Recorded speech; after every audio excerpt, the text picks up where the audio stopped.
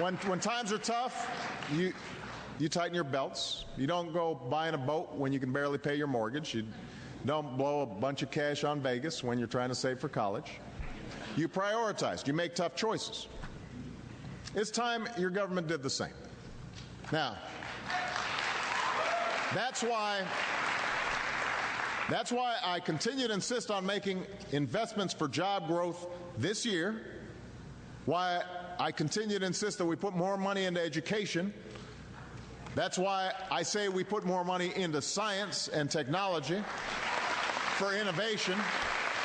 That's why I continue to believe that we've got to invest in our infrastructure so that we are building the kind of America that can compete in the 21st century.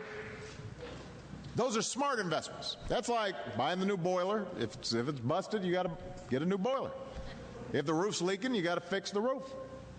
There's some things you got to do. But you can put off buying the new curtains, even if it'd be nice to have. You know, that remodeling the bathroom, I mean, everything's working. Don't need it right now. I mean, what we've been having are folks who want to buy the curtains but don't want to fix the boiler. And our priorities have to change.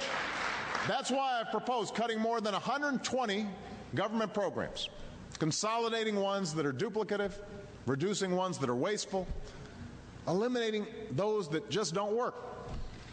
That's why I proposed to cap government spending over the next 3 years. Spending related to Medicare, Medicaid, Social Security, and our national security will not be affected. But all other discretionary government programs will. That doesn't mean we have to do less. It just means we've got to do more with the money we've got. And that's why I'm grateful that both the House and the Senate have now voted to reinstate what's called the pay-go rule. It's a very novel concept. It means pay as you go.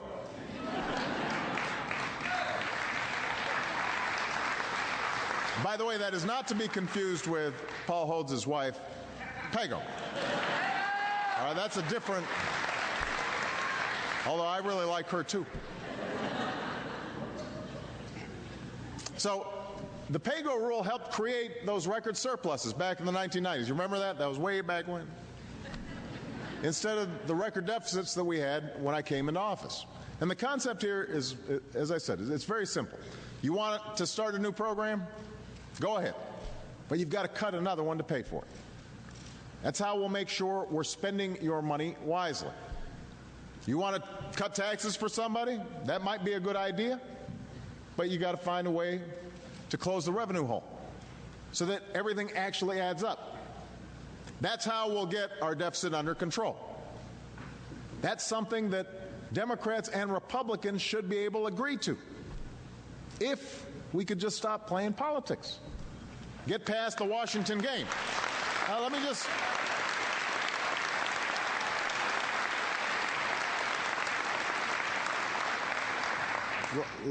just give you an example here, because we released the budget right away. The other side says, "Oh, look at all these trillions of dollars debt." Absolutely. I mean, I'm concerned about it very much. It keeps me awake at night, looking at all that red ink. Most of it is structural, and we inherit it. The only way that we are going to fix it is if both parties come together and start making some tough decisions about our long-term priorities. But last week, the Senate blocked a law that I had supported to create a bipartisan fiscal commission that would come up with a set of recommendations for cutting our deficits in the long term. This is a difficult thing. It's only going to be solved if we do it together. This law failed by 7 votes. When 7 Republicans who had co-sponsored the bill, had co-sponsored the idea, suddenly walked away from their own proposal after I endorsed it. So they make a proposal, they sign on to the bill, I say, great, good idea. I turn around, they're gone. What happened? Now, Look, it's one thing to have an honest difference of opinion on something. There's nothing wrong with that. But you can't walk away from your responsibilities to confront the challenges facing the country because you don't think it's good short-term politics. We can't afford that. We can't afford that.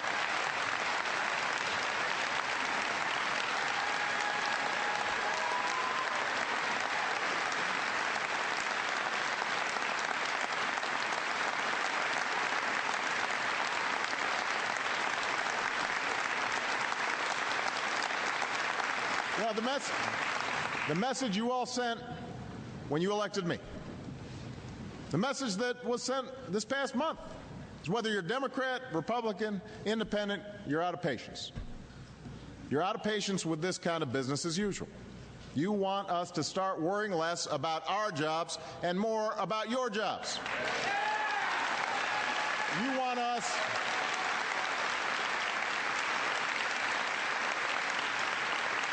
to worry less about our election and more about solving your problems. And for once, you'd like a government that reflects a sense of responsibility and decency and generosity because that's how you try to live your lives. That's the spirit that led students here at Nashua North to spring into action in the wake of the tragedy in Haiti. Now, I want to congratulate you guys for planning fundraisers and selling ribbons and collecting money at lunch, all to help folks that they've never known, in a place that most of them have never been.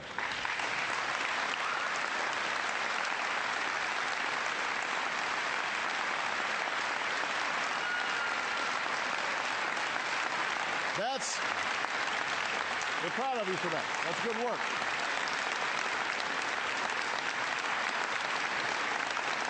That's good work.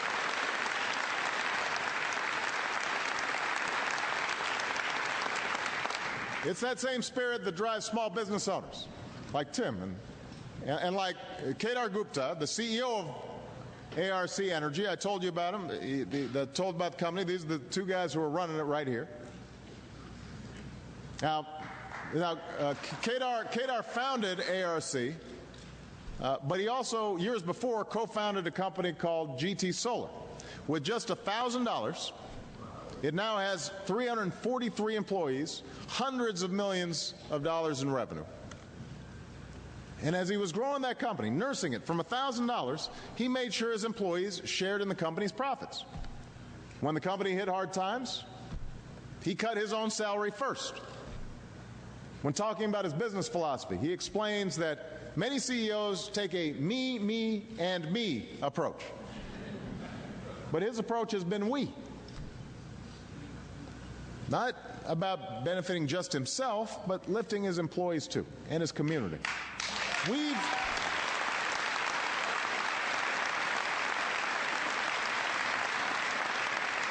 need that kind of spirit. We've come through a tough year and a tough decade. But that fundamental decency, that sense of determination, that grit, that willingness to work hard in pursuit of a good idea, the determination to do what's right, that's been at the core of the American experience. And that should fill us all with optimism about what lies ahead. So let's put aside the small things.